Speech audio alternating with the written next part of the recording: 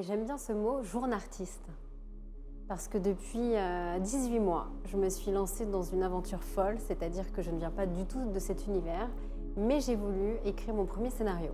Ce choix du cœur d'aller sur justement le terrain où on peut y mettre les mains et puis voilà, vraiment vivre les situations. C'est à ce moment-là qu'on te découvre une cardiopathie, donc que tu es opéré, que cette opération va te sauver la vie.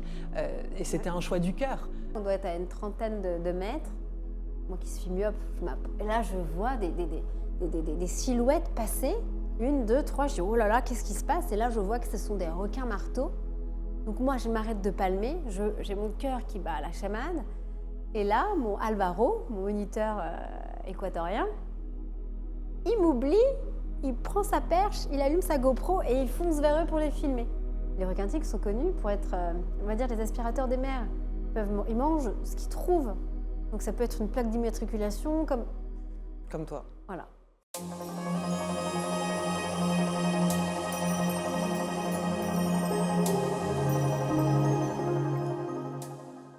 Bonjour à tous et bienvenue dans Extase. Aujourd'hui, on a le grand plaisir de recevoir Cyrielle Ariel. Bonjour Cyrielle. Bonjour Nathalie. Comment tu vas? Écoute, très bien. Et toi? Je vais très bien. Je suis très heureuse de te recevoir. On va rentrer un petit peu dans le détail de ton parcours, de ton histoire de vie. Je vais te présenter quand même en quelques mots. C'est toujours un peu réducteur de présenter les gens. Donc tu pourras rajouter à la fin, si tu le souhaites, quelques éléments. Ce que j'ai retenu de ton parcours, c'est que tu es une femme d'engagement. Ça aussi, on y reviendra. Tu es une journaliste de solutions. J'aime beaucoup ce terme. C'est-à-dire qu'évidemment, en école de journalisme, on nous apprend à faire du journalisme un petit peu de problématique, un petit peu sensationnel. Et quelque part, toi, tu as souhaité aussi amener une pierre à l'édifice et amener vraiment des solutions. Donc tu as animé une émission sur BFM Business qui s'appelait Objectif Raison d'être et donc qui s'intéressait à la responsabilité sociétale des entreprises. Tu es autrice de plusieurs ouvrages, notamment un que je vais citer tout de suite parce que voilà, j'adore ce titre, Faire battre le cœur du monde. Et tu es conférencière. Et quelle conférencière tu es? On s'est rencontrés à cette occasion. On faisait un TEDx le même jour et je t'ai vu monter sur scène et j'ai juste été émerveillée de la lumière qui émane de toi, voilà, de ce que tu portes. Est-ce que tu souhaites rajouter quelque chose à cette présentation? Merci. Déjà, je suis un peu timide parfois pour parler j'aime bien parler des aventures, des autres, de mes rencontres, mais journaliste, aujourd'hui, ça résonne et ça résonne toujours, mais c'est vrai que je me sens un peu plus dans la créa, même si j'ai toujours créé un peu mes contenus, mes formats. Je suis allée toujours chercher des talents pour coécrire ou pour co-créer des formats d'émissions, par exemple. Et j'aime bien ce mot journartiste. Parce que depuis 18 mois, je me suis lancée dans une aventure folle, c'est-à-dire que je ne viens pas du tout de cet univers, mais j'ai voulu écrire mon premier scénario. Et ce scénario, aujourd'hui, au début, il avait une touche très documentaire, parce que je viens de cet univers depuis plus d'une dizaine d'années. Et finalement, c'est vraiment un film hybride, très poétique et onirique, avec des scènes du passé reconstituées, où je fais revivre l'enfant intérieur. Donc il y a beaucoup de métaphores, donc avec des acteurs sous l'eau, qui ne joueront pas d'ailleurs que des humains. Et du coup, effectivement, ce côté artistique, et notamment j'ai été aidée par un homme très talentueux dans cette mise en scène, mise en image, Nick Brandt. Nick Brandt, vous le connaissez sans doute à travers le clip de Michael Jackson, l'un des plus connus, Earth Song, en 1995. Wow. Et aujourd'hui, c'est un photographe qui photographie, on va dire, les blessures, la misère du monde, donc cette faune sauvage qui disparaît en Afrique, ces réfugiés climatiques. Et il s'est fait un nom maintenant depuis peut-être plus de 20 ans dans cet univers de la photographie engagée. Et j'ai eu la chance d'arriver à le rencontrer au bout de plus de 5 ans. Et il m'a aidé à mettre en image mon premier scénario. On verra ce que ça donne. Et du coup, c'est devenu très onirique, métaphorique et du coup très artistique. Et cet univers-là me plaît beaucoup pour partager des messages à travers des images et pas de se dire si quelque chose est noir, on va mettre du noir à l'écran. Non, on va peut-être mettre quelque chose de plus joyeux qui sera beaucoup plus fin pour faire passer un message douloureux mais de manière plus fine. Et c'est ce qu'on a essayé de faire. Et donc, journartiste, aujourd'hui, c'est plutôt comme ça. Journartiste. Toujours, voilà. J'aime pas qu'on mette dans une case. J'ai vraiment envie qu'on reparle de ça, parce que là, la métaphore que tu as évoquée, je trouve ça juste passionnant. Tu as évoqué Michael. Alors, Michael Jackson, c'est vraiment un homme. D'ailleurs, quand on en discutait avant l'interview, tu m'as dit, Michael, ce chaman. Raconte-nous, en quelques mots, dans l'enfance, tu tombes sur la musique de Michael Jackson, les clips de Michael Jackson, il me semble. Et là, il y a une révélation qui se passe. Mais c'est vrai que ça ne s'arrête pas. C'est-à-dire qu'au niveau de mon premier livre, Ma maladie du cœur, mon implant cardiaque, mon voyage dans les camps de réfugiés, c'était lié à Michael Jackson. Et aujourd'hui, quand je vois les personnes avec lesquelles il a travaillé, notamment sur les messages les plus engagés qu'il a écrits, interprétés, et donc du coup avec des talents comme celui que j'ai véritablement rencontré, qui a travaillé avec lui, je trouve ça... Enfin, cette connexion, ils étaient complètement avant-gardistes. C'est-à-dire qu'en 95, quand ce clip est quand même sorti, on est 3 ans avant le sommet de Rio. Pour tous ceux qui parlent de développement durable savent ce que c'est en 92. Et c'est 20 ans avant les accords de Paris. Donc c'était complètement hors des trends, complètement, parce qu'ils étaient complètement avant-garde. Et pourtant, quand on regarde le clip, qui a pratiquement pas mon âge, mais quoique, on se dit, mais on parle toujours de déforestation, de la défilé de pêche qui pollue et qui asphyxie notre biodiversité marine, la perte des terres des peuples autochtones, la misère des guerres. Bon, bah, on revient encore avec ces images et ces guerres aux 4 coins du monde.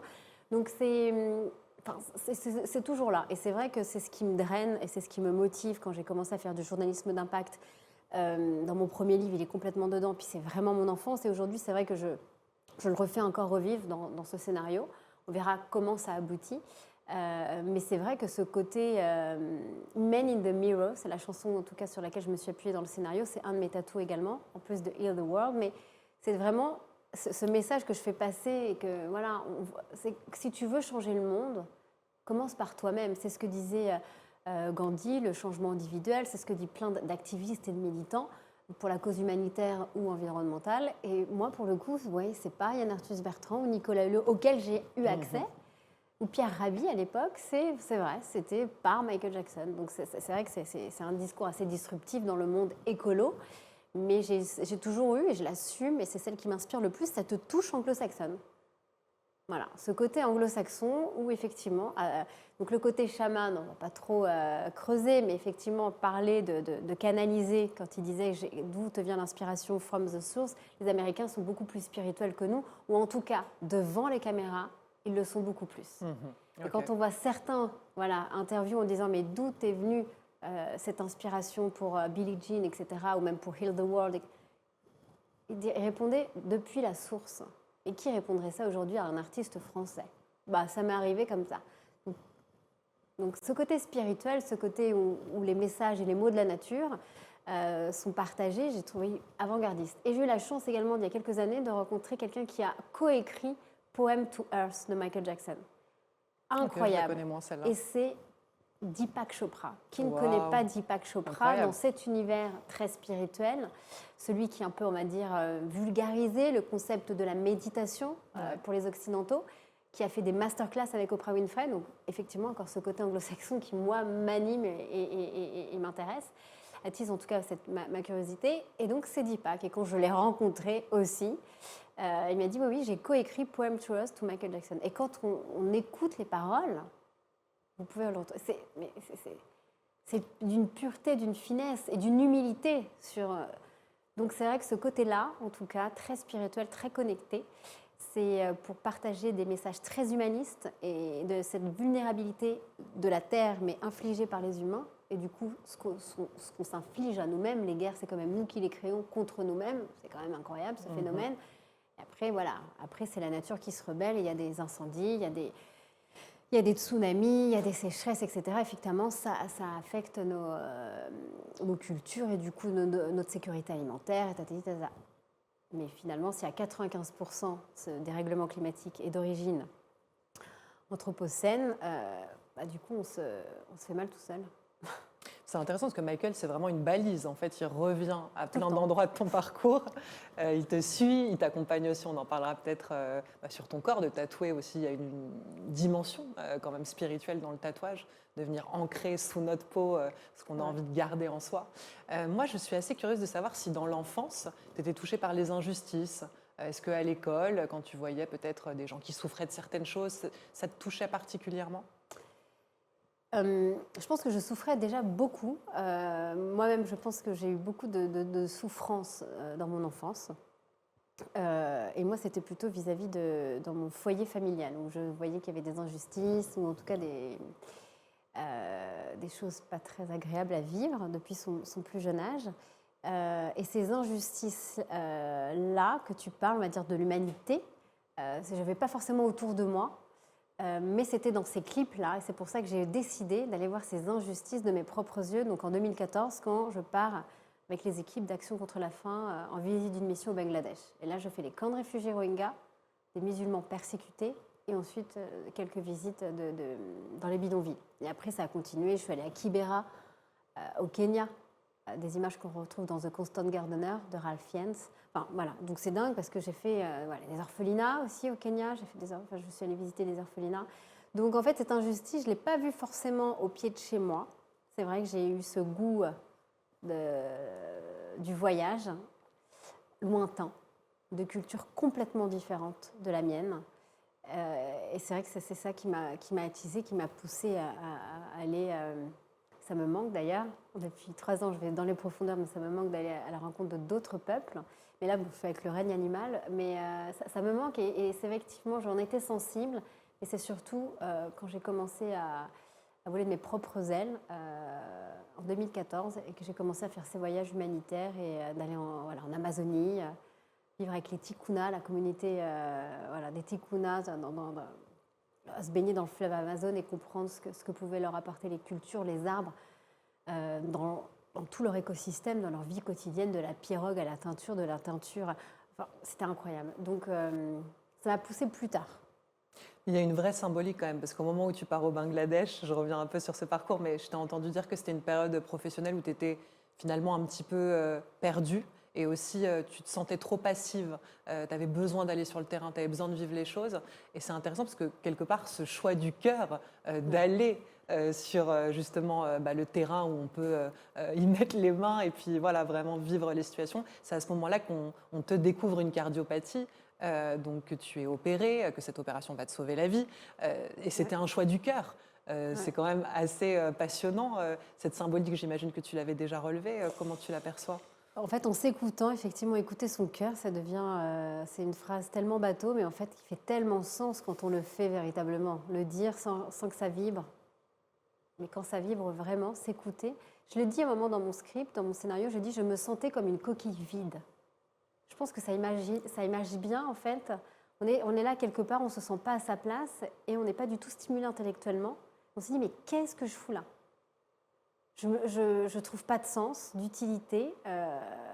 Intellectuellement, j'étais pas à ma place. Enfin, j'avais envie de créer, de ne pas subir aussi. C'est vrai que j'avais ce besoin de créer quelque chose. Et toujours, sinon je m'ennuie. Et on peut me suggérer, etc. Mais le terme telle ligne édito, etc. Parce que c'est vrai que j'aime bien être libre aussi, de travailler bien évidemment en collaboration avec tel sujet, telle langue, telle personnalité, bien sûr. Mais c'est vrai que de subir un sujet, etc. C'est vrai que c'est quelque chose où je me suis...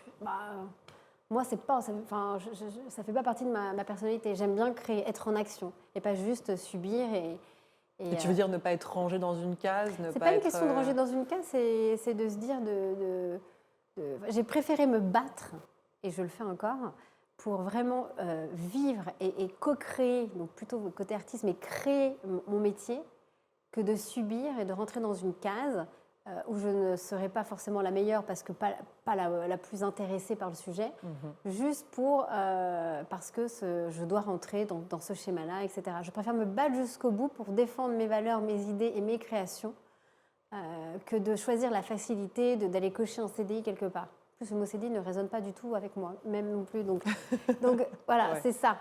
C'est plutôt me battre et je pense qu'on est vraiment meilleur quand on est en phase avec ses valeurs et ses convictions. Et là, on donne toute l'énergie, on ne compte pas les heures, et ça devient une évidence de travailler, d'animer, d'écrire une chronique. Et puis même si ça doit être à 3h du mat, on a une idée, on se réveille, on se dit, mais bien sûr, c'est ça que je veux, faudrait shooter ça, c'est telle question que je dois poser, mais bien sûr, c'est ce passage-là. Et ça devient une évidence et limite un plaisir que de se dire, oh mon Dieu, on m'a demandé de faire ça, je ne maîtrise pas le sujet. Et je fais... Voilà, non, mais une forme d'alchimie entre ce qu'on fait et ce qu'on est. Une évidence. Ouais. Voilà. Comme dans nos relations, il y a des évidences et il y en a qui ne le sont pas. Donc ça devient problématique quand ça ne l'est pas depuis le départ. Parce qu'après, ça s'appelle des burn-out, il n'y a plus de plaisir à rien. C'est sûr. Mais c'est pas que le temps imparti, tu as raison Non. que le burn-out, c'est aussi ne pas être au bon endroit et Ou une peut-être surcharge, s'épuiser de ça. et ça c'est autre chose. Et on pourrait en parler aussi pendant 1 heure. Le burn-out, ça peut être très bien, faire 10 000 voyages, parce que j'adore voyager à la rencontre d'eux, mais au bout d'un moment, je ne m'écoute plus et je suis complètement en burn-out parce que c'est autre chose le burn-out. C'est oui, c'est un surplus de charge mentale et de déconnexion à soi-même. Ce que j'ai failli frôler, c'est là que j'ai rencontré les requins d'ailleurs. On va parler des requins. Non, mais ce qui est intéressant, c'est que je te regarde et je me dis finalement, t'es belle comme un cœur, tu t'es brillante, t'es intelligente, t'aurais pu faire beaucoup de choses en télé, mais comme tu dis, c'était aussi aller aux endroits où ça avait du sens. C'était pas juste être présentatrice Je sais télé, pas ce que ça veut dire beaucoup de mais choses. c'était aller en tout cas face à des sujets et dans des Ouais, émissions c'est des sujets qui sont intéressants. qui te permettaient d'amener aussi le fond de tes valeurs et de ce que tu as envie de transmettre.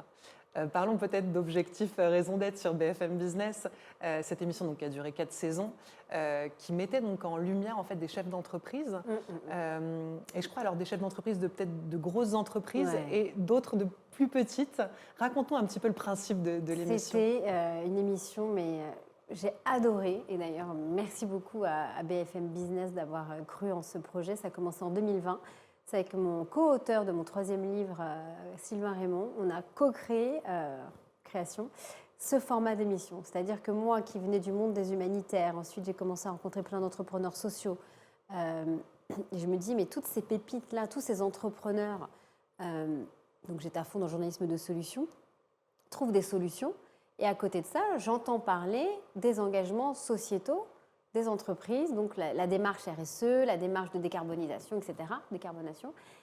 Et je me dis, mais c'est incroyable, ils parlent du même sujet, ce serait génial de recevoir un énorme, donc des mastodontes, des entreprises du CAC 40, etc., face à des petits, qui eux également, sont plus faciles à créer, mais ils sont plus petits, mais ils sont directement hyper engagés, ils sont déjà dans le zéro plastique, dans les produits solides, dans les formules courtes, dans le blablabla, face à des grands qui, effectivement, sont en train de changer leur chaîne d'approvisionnement, etc., pour justement réduire leur empreinte carbone. Et donc ça, je trouvais ça génial. Et donc, parfois, j'adore parce que l'un des plus grands écarts que j'ai eu sur mon plateau, c'est à l'époque Stéphane Richard, PDG du groupe Orange, genre je crois 140 000 collaborateurs, et une coopérative télécom de personnes.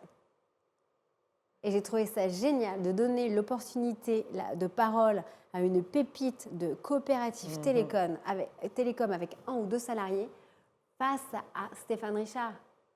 Donc il y avait des débats, mais intellectuellement, mais je trouvais ça génial. Et parfois, il y en a même qui ont fait des ponts. Le groupe Bell, je crois, avait fait des ponts avec un fromage vegan, parce qu'il y a aussi le côté de plus en plus vegan, avec le fromage, etc. Et je crois qu'il y a eu des collaborations suite à cette émission entre la start-up qui fait du fromage, donc du fromage vegan, avec effectivement les réflexions du groupe Bell, où ils ont acheté Pompot, donc ils ont pris le virage également des fruits et légumes, parce qu'il y a aussi des légumes dans les Pompot aujourd'hui, et également de décarboner. Enfin, c'était incroyable. Donc ouais, je trouvais ça intellectuellement, c'était très très riche. Et voilà, il y a eu 4 saisons d'hebdomadaires, etc. C'était incroyable. Donc l'objectif, c'était un débat ou c'était de créer des ponts, comme tu le dis? Débat, et il y avait toujours, à chaque fois, c'était le mot challenger. C'était pour éviter le greenwashing. Donc le challenger, c'est-à-dire, il y avait à chaque fois il y avait aussi un expert qui venait, donc on va dire 2 entrepreneurs qui avaient plein de questions pour challenger effectivement la feuille de route RSE, la feuille de route d'impact des grandes entreprises. Et on faisait tous les sujets, aussi bien dans l'automobile que les assurances, moins, beaucoup dans la mode, dans les cosmétiques, forcément. C'est là où j'étais le plus à l'aise, mais c'était incroyable, tous les virages que chaque boîte prenait, challengée par des startups qui faisaient la même chose à plus petite échelle. Et donc je trouvais ça, c'était des débats, effectivement, des débats, on va dire, contre le greenwashing, pour mettre en lumière aussi les engagements des grandes entreprises. Est-ce que c'est une émission qui t'a donné de l'espoir pour l'avenir de la planète, de l'humanité? Est-ce que tu en ressortais complètement en étant habité par l'idée qu'on n'était pas, quelque part, c'était pas la fin, qu'il y avait encore des choses à faire et qu'il y avait des gens qui étaient en mouvement, justement ce journalisme de solution? Moi, j'ai adoré. Connecté à ce qui est possible de faire. Moi, j'ai adoré, et surtout, c'est pas les entrepreneurs. Le poste, on va dire, dans cette émission la plus complexe, c'était celui de la grande entreprise. Donc la grande entreprise qui vient mettre en lumière et se faire challenger, Ça, je pense que c'était la position la plus complexe.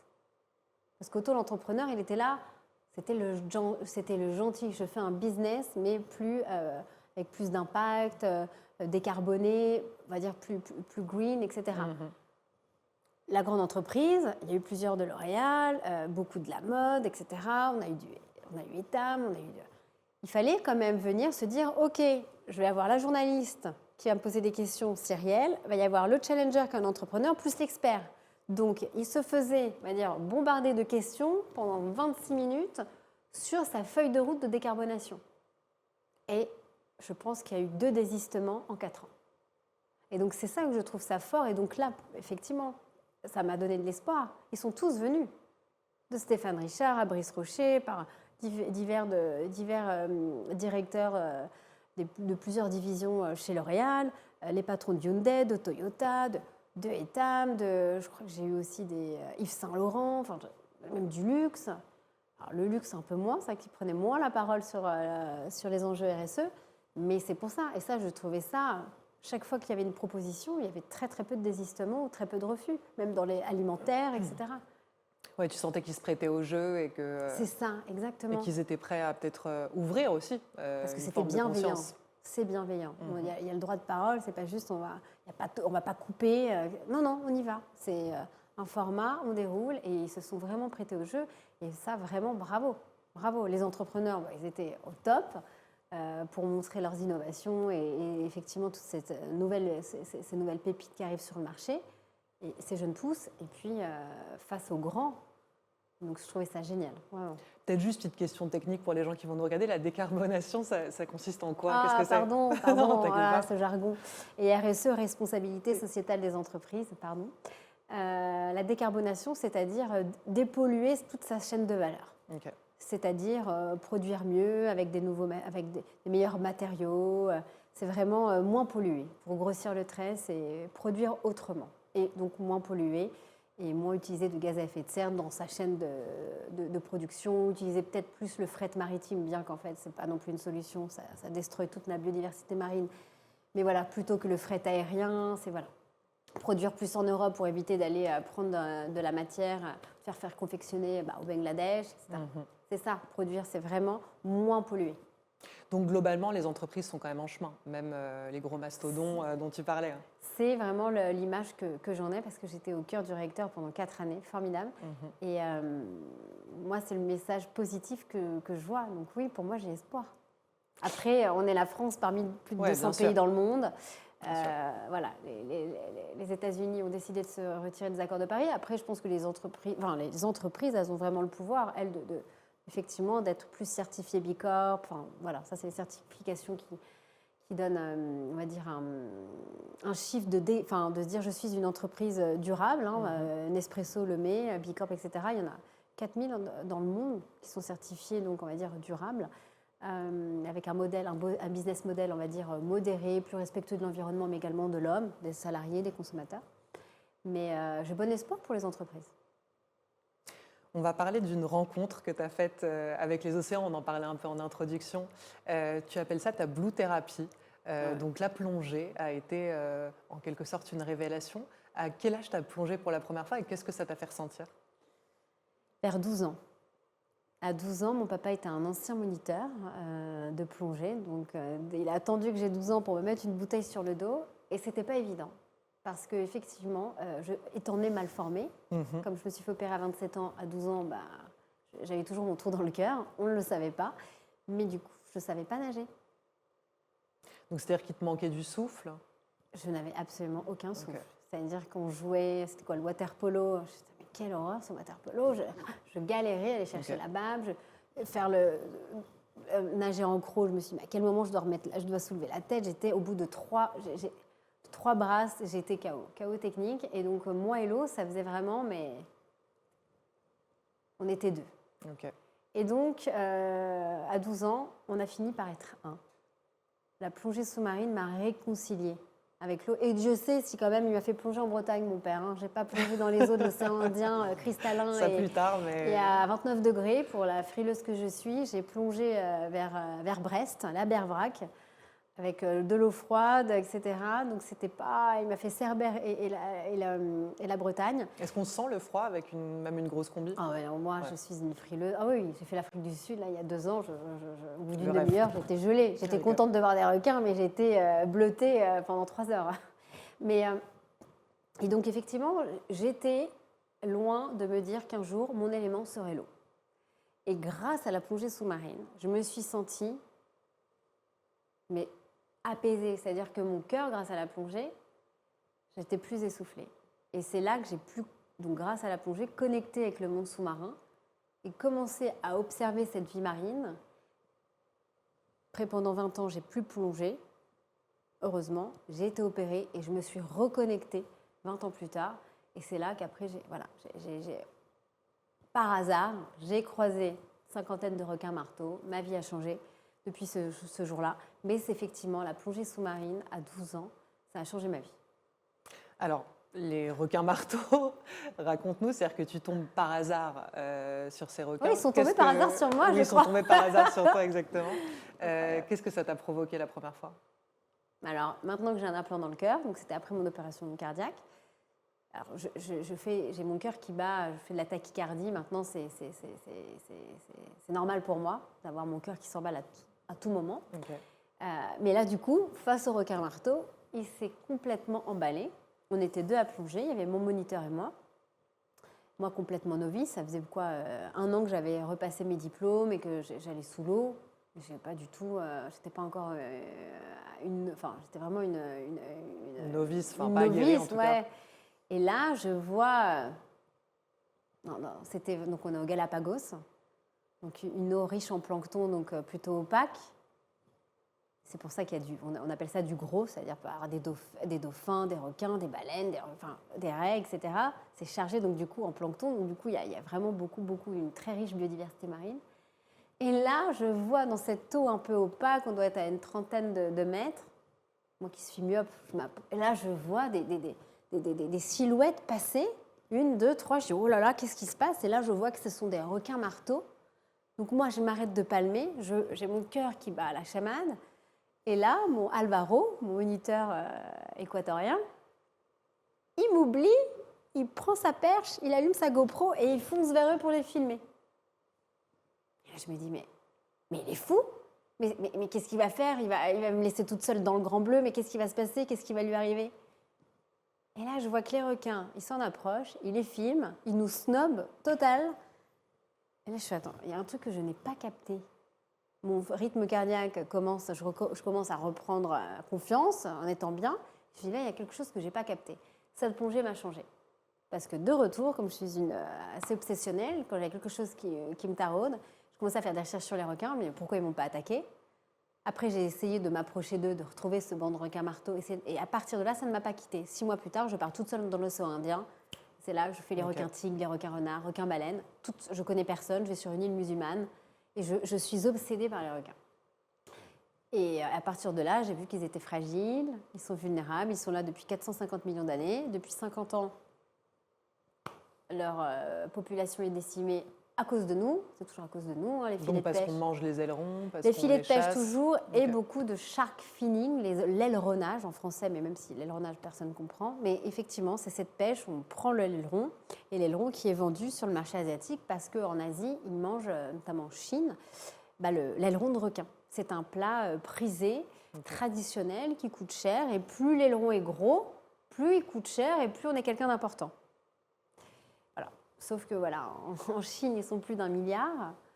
Donc, quand ça devient quelque chose de culturel, il faut beaucoup... Oui, ça en fait beaucoup. Ça fait beaucoup de requins. Donc, nous, en Europe, on est complètement hypocrite parce qu'on dit « les Chinois mangent des ailerons ». Oui, mais ils sont pêchés dans nos eaux. Nous, on est la 2e puissance maritime au monde, après les États-Unis, la France, il faut le savoir. On est peut-être un petit pays, mais on est très gros au niveau de l'océan. Et ça se passe beaucoup en Espagne, où il y a beaucoup de... Je crois que c'est le pays européen qui exporte plus d'ailerons en Asie. Et je crois que 45% on va dire, du commerce des ailerons transite en Europe. Donc on joue également un jeu, et donc on participe également à cette asphyxie. Mais les requins, ce n'est qu'un maillon de cette chaîne parce que voilà, tout est dégradé, la pêche, elle est pas durable. Je ne sais pas ce que c'est qu'une pêche durable, à part si c'est le petit pêcheur local qui pêche pour sa famille ou son village. Mais le reste, voilà. Donc, un sommet à suivre au mois de juin, c'est le sommet de l'océan, le numéro 3 de l'ONU. Ça se tient à Nice. Magnifique. Donc vraiment, si vous voulez vraiment en savoir plus sur nos engagements et surtout français, c'est un sommet, on espère qu'il n'y aura pas du blabla, mais des actions. Il y a quelque chose de très beau quand on t'écoute parler de ta rencontre avec les requins. C'est un sentiment d'humilité que tu décris face notamment peut-être, alors c'est mon interprétation, mais face à la création. Tu vois, peut-être quelque chose qui nous manquerait dans cette humanité parfois, d'être humble face à ce que la nature a créé, ou le divin, ou le spirituel, peu importe comment on l'appelle. C'est ça que ça t'a fait ressentir finalement, de nous remettre aussi à notre place d'humain, sans que ce soit rabaissant, mais au contraire, juste de toucher à cette humilité assez sublime. C'est juste.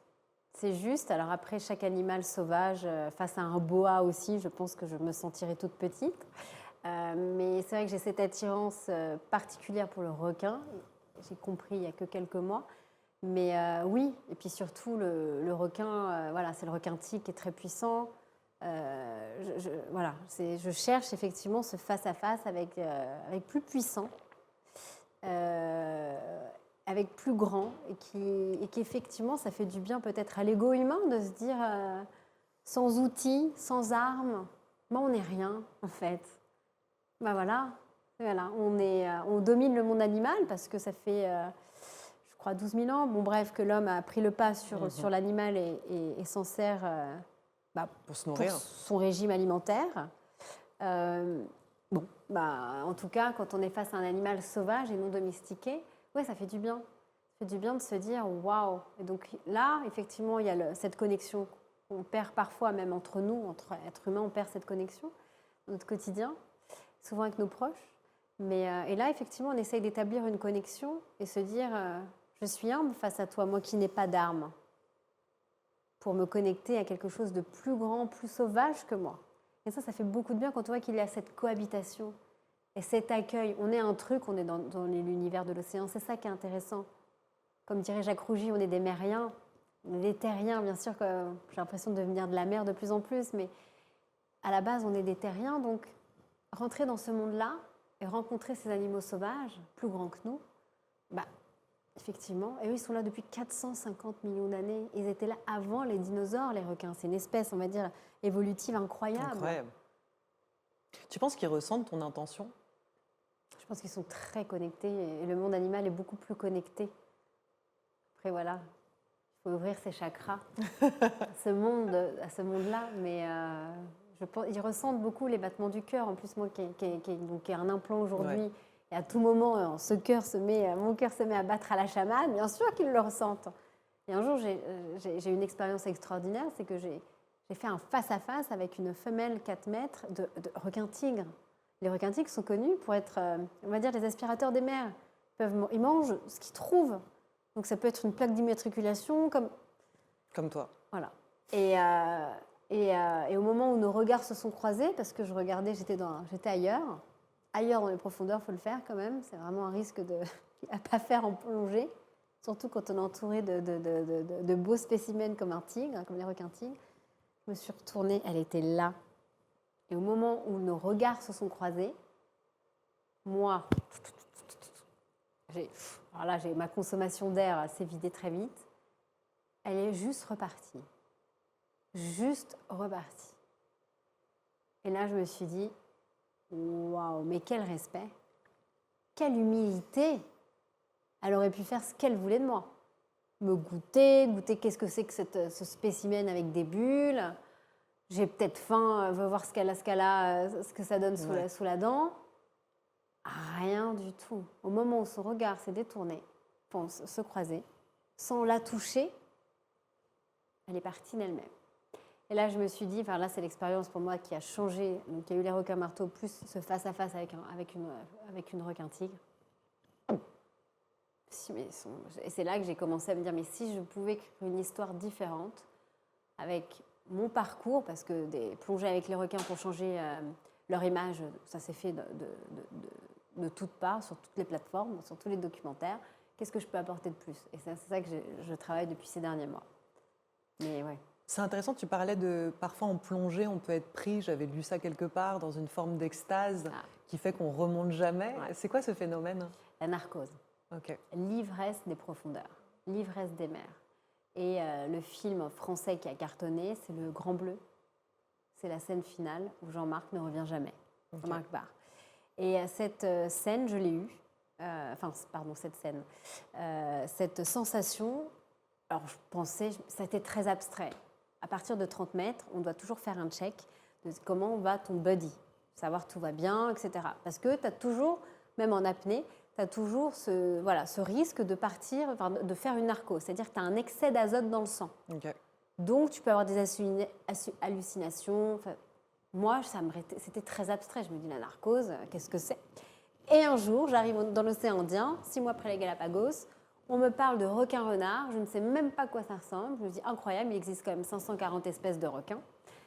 Donc là, je suis là en anglais, treasure sharks. Je fais, what do you mean by treasure sharks? Treasure sharks, c'est quoi les treasure sharks? Alors, je dis, un requin-renard, ok, avec une longue, magnifique queue, avec c'est incroyable, ce requin. Alors, il ressemble, il est quand même... Requin-renard. Un requin-renard. Okay. En fait, à la surface, il assomme les poissons avec son immense queue, comme un ruban incroyable. Non, mais c'est dingue.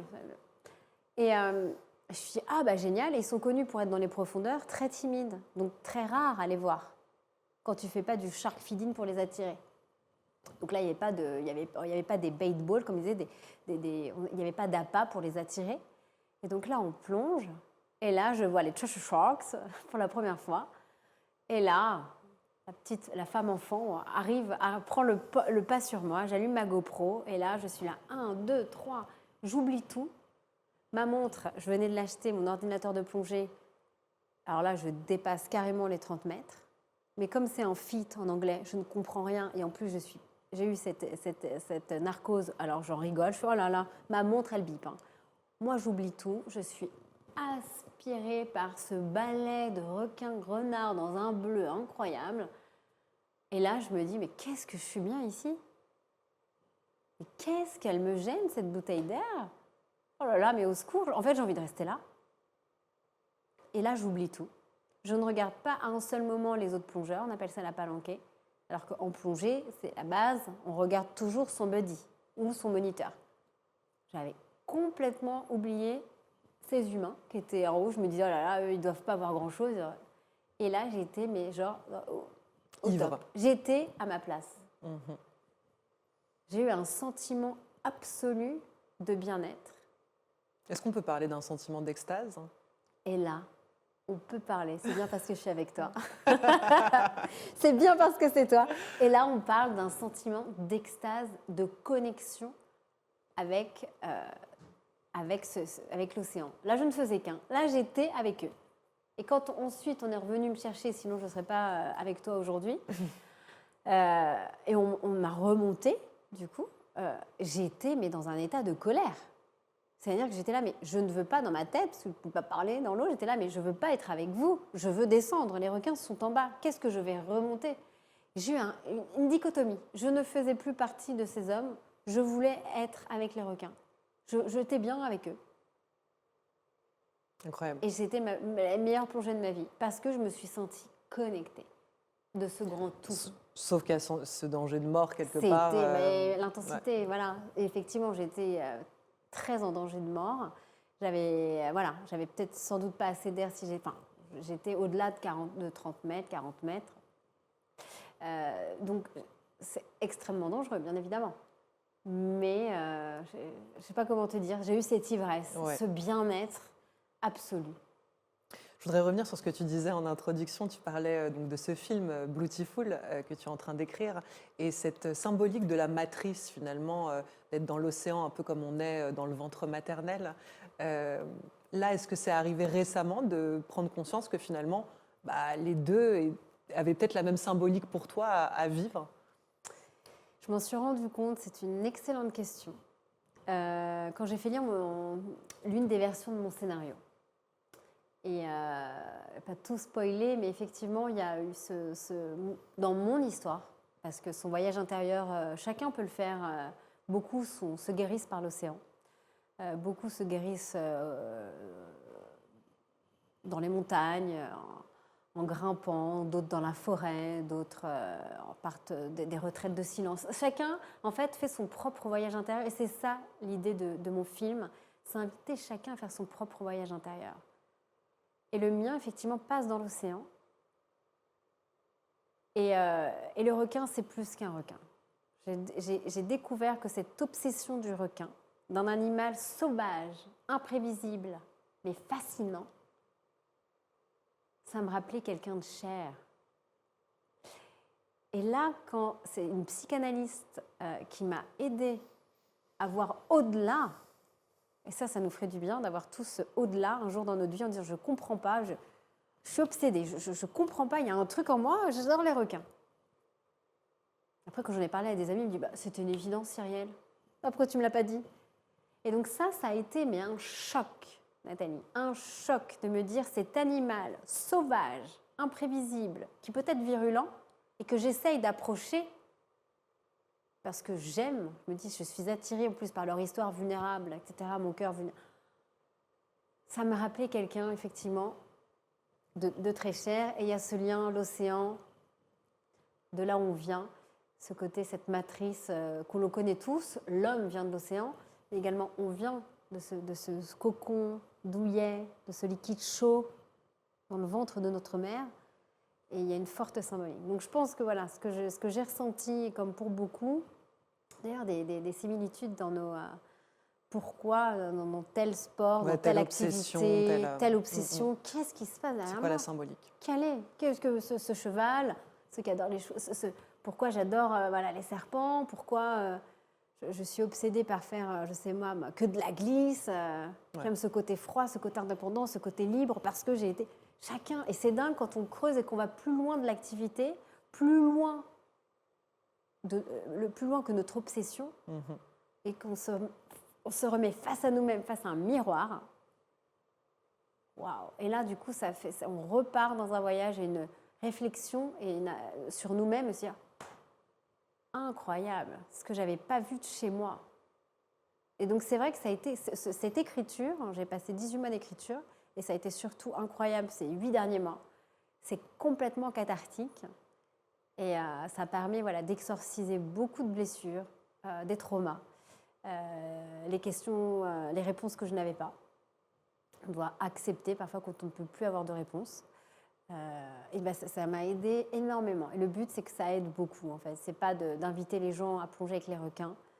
C'est inviter à plonger dans leur profondeur à eux, quelque part, guérir. Et leur symbolique. Parce qu'on a quand même, dans cette humanité, ce que j'ai écrit commune, dans cette humanité partagée, il y a une chose qui nous relie. C'est un voile invisible. Ce sont nos blessures d'enfance. Ça s'appelle, il y a un livre, les 5 blessures de l'enfance, la trahison, le rejet, l'abandon, l'humiliation. Et je ne sais plus à chaque fois le dernier. Il y a quelque chose qui nous relie tous, ce sont nos blessures. À des volumes différents, mais on a tous été humiliés durant l'enfance. On a tous été rejetés, ou se sentir rejetés par l'un de nos parents, l'un de nos grands frères, grandes sœurs. Humiliés, trahis, mais pourquoi? Et l'injustice. Et donc ça, c'est marrant que tu aies oublié celle-là. Et ouais, l'injustice.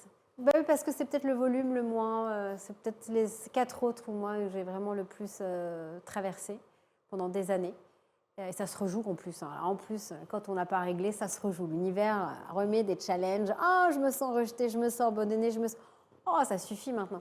Non, mais c'est ça. Du coup, ça a pris beaucoup de temps, mais effectivement, ce qui nous a reliés, ce qui nous relie, c'est ces blessures. Et je me dis, mais la plus belle potion magique, cet antidote, ne se trouve pas dans une pharmacie, dans tous ces médocs. Et j'ai essayé d'écrire, de partager à travers un récit très métaphorique, onirique, comment on peut se guérir. Et une des solutions, je pense, en tout cas, je parle pour moi et d'autres, c'est peut-être à travers la connexion avec ce monde vivant, la nature. Et dans cette nature, il y a différents animaux. Il n'y a pas que des requins. Il y a des milliards d'êtres humains. D'êtres vivants. C'est marrant, moi j'étais aussi sur les humains. Il y a plus de 9 milliards, effectivement, des êtres humains peuvent nous guérir. Et quand la guérison elle peut également se passer par ce règne animal, cette nature, et surtout donc, par le biais des animaux. Et ça, je pense qu'on peut se trouver loin du requin, loin de la baleine, le chimpanzé, on n'est pas tous primatologues comme Jane Goodall, mais voilà, une connexion à son chien, à son chat, à son cheval, ça peut parler peut-être à beaucoup.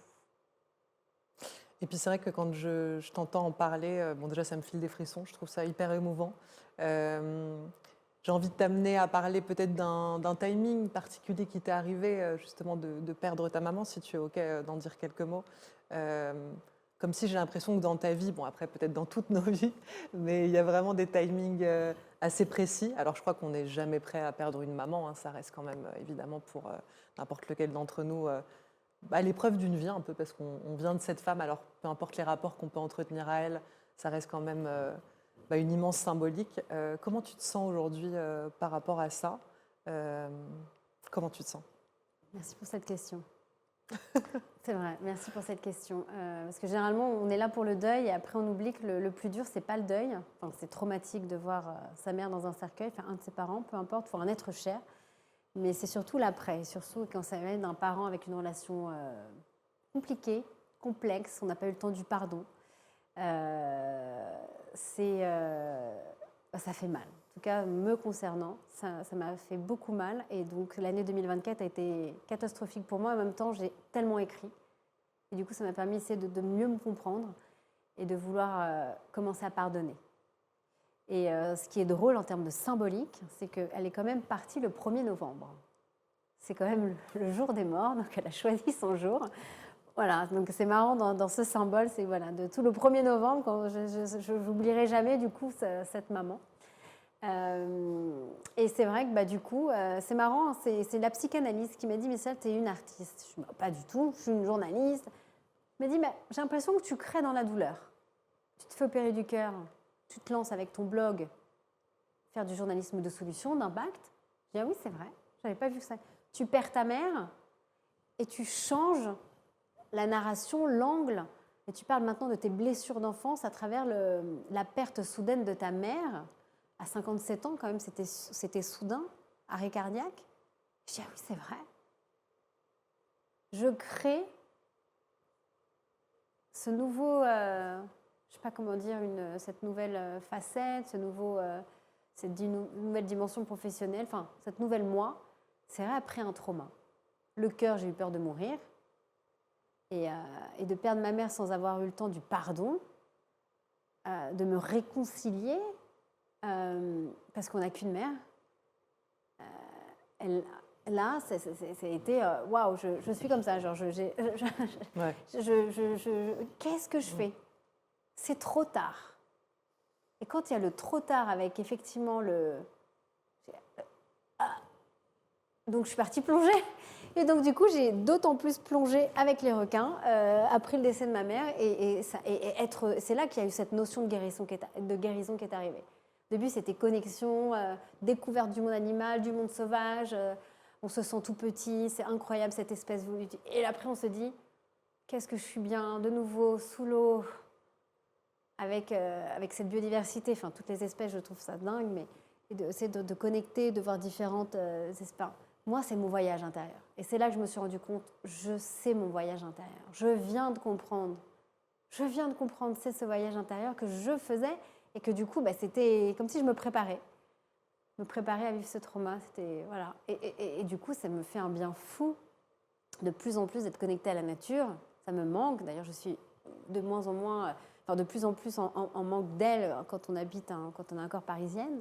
Mais c'est vrai que du coup, c'est là que je me suis dit waouh. Et c'est là que je suis partie. Je suis partie plonger.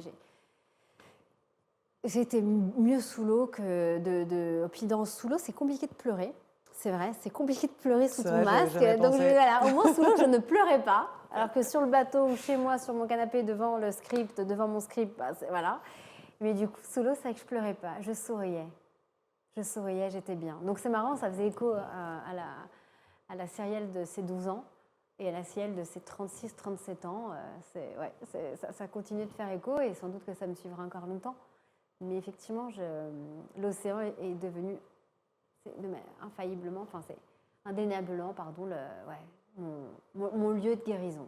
Et je trouve que voilà, cette notion de guérison par la nature, je pense que c'est une notion tellement universelle. Et c'est ça que j'ai découvert dans mes méandres, dans mes réflexions, dans mes heures de comprendre, de pardonner, de me dire mais qu'est-ce que j'aurais pu faire? De me dire, wow, en fait, c'est à travers la nature, dans la nature, au cœur de la nature, et moi, dans les profondeurs de la nature, que j'apaise mon cœur. Puis peut-être Dans les deux sens du terme d'ailleurs, j'apaise mon cœur. ouais, et puis peut-être te relier à toi, mais aussi quelque part peut-être te relier à elle aussi quand tu plonges. Au grand tout, Ouais. et on se sent très vulnérable. La vie n'est qu'éphémère. Le temps est précieux. Donc parfois, peut-être pardonner à temps, c'est peut-être me soulager d'années de souffrance. Ouais. Question mark. Du ventre maternel, ouais, aux océans. C'est magnifique. Je suis très émue. Merci de nous partager ça. Vraiment, je trouve ça extrêmement précieux. Ma chère Cyrielle, pour conclure cette émission, on a une petite tradition. Je vais te faire prendre une pilule d'extase dans laquelle tu vas trouver une petite question philosophique pour terminer. Donc, je t'en prie, choisis ta pilule. Bien fait, hein. Couleur océan. J'aime beaucoup le concept. Hein. Alors, la question. Si tu pouvais dîner avec n'importe qui, mort ou vivant, ce serait qui? Michael Jackson. Ça, c'était juste la question. Voilà, la question voilà, en toute humilité, parce que voilà, en toute humilité, voilà. Donc, dans quel contexte? Tu verrais quel genre de dîner avec Michael? Quelque chose de simple? Ouais. Loin du bruit, des paillettes. Je pense quelque chose dans la nature. Limite pieds nus, barefoot, tu vois, sur la plage. Sur la plage. Quelque chose de simple. On mangerait végétarien, oui. Voilà, il mangerait végétarien. Est-ce qu'il était végé, Michael? Je pense pas. Je pense pas. En tout cas, il avait un grand respect. Je pense, il avait beaucoup d'animaux à Neverland. Alors après, c'est vrai que, voilà, enfermer des animaux, mais il n'y avait pas encore ce côté-là. Il avait aussi un chimpanzé à un moment. Enfin, et en tout cas, il aimait les animaux parce qu'il les a fait venir dans son énorme complexe. Après, la condition animale, c'est une autre question, mais en tout cas, je pense qu'il avait cette connexion à la nature. Et il a dédié d'ailleurs Ben, c'est l'un de ses rats qu'il a eu quand il était jeune. Et il a écrit une chanson à son rat. Ben, c'était son rat. Waouh. Ça, c'est une anecdote incroyable. Incroyable. Il a dédié quel artiste de son niveau avait écrit, à l'époque, je pense, des Jackson 5, Dear Ben. C'était son rat. Mais tu vois, c'est intéressant parce que rat, requin, nous, on est habitués au chat-chien, mais finalement, quand tu C'est vrai. t'attaches à n'importe quel être vivant, ça crée ça. J'ai mon papa qui a adopté un pigeon, tu vois, donc finalement, on peut trouver de l'amour avec, évidemment, n'importe quel type d'animal. Une discussion. Et être en échange, ouais, bien sûr. Ma chère Cyrielle, pour conclure cette émission, où est-ce qu'on peut te retrouver, suivre un petit peu tes activités, l'écriture donc de ce film documentaire? Il y a une page dédiée sur Insta. On verra, voilà, on verra effectivement. Il y a un compte dédié sur Insta, sur mon site. C'est là que je vais publier mes conférences, là dans quelques semaines à l'UNESCO, au mois de mars. Je vais modérer des tables rondes sur l'océan, la transe du XXIe siècle, très intéressant. Wow. Et un face-à-face avec Paul Watson. Donc ça, je suis Magnifique. très contente. Au mois de juin, au sommet de l'océan aussi. Et sans doute un podcast en anglais aussi pour interviewer des personnalités qui ont trouvé la guérison peut-être à travers l'océan. Donc beaucoup de choses à suivre. En tout cas, Beaucoup une de femme, beaucoup de beau et en fait une femme où voilà, quand on se branche à toi, on est porté par quelque chose et vraiment un courant. Il y a un courant chaud, tu vois. T'es pas du tout un océan froid, t'es une mer voilà, qui nous enveloppe. Donc merci pour ta présence aujourd'hui. Merci d'avoir accepté de répondre à mes questions. C'est un moment très émouvant, tu vois. Je suis très posée parce que ton énergie, elle est sereine en fait. Donc, je suis contente merci. alors. C'est que ça a marché cette guérison alors. Complètement. Merci à toi. Merci à vous de nous avoir suivis. N'hésitez pas à commenter, à liker, à vous abonner à la chaîne. On vous retrouve très bientôt pour un nouvel épisode. On vous embrasse.